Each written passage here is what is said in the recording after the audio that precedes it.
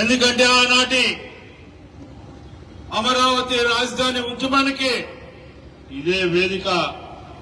దాదాపు 53 రోజులు మనందరం కూడా పోరాడాం.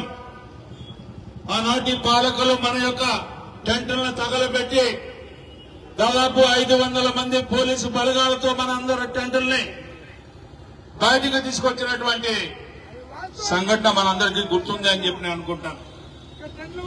మొక్కలోని ధైర్యంతో చేసుకుంటే అరెస్ట్ చేసుకోమని చెప్పి ఇక్కడి నుంచి మళ్లీ అమరావతి దాకా పాదయాత్ర చేస్తే కొన్ని వేల మందితో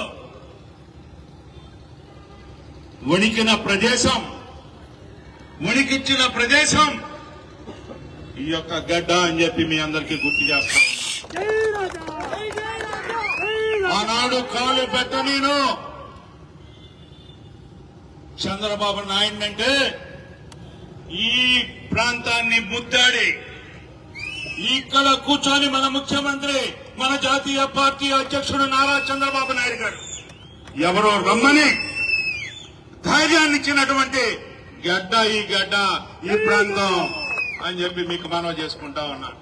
ఎందుకంటే మన పెద్ద ఆయన ఉన్నాడు పైన, ఎవరు వచ్చినా కూడా లెక్క చేయనటువంటి పోరాటమే మన ధ్యేయం.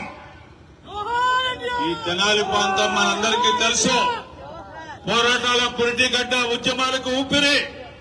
అలాంటి ప్రాంతం నుంచి ఆనాడు శంఖారావం పూరించాం.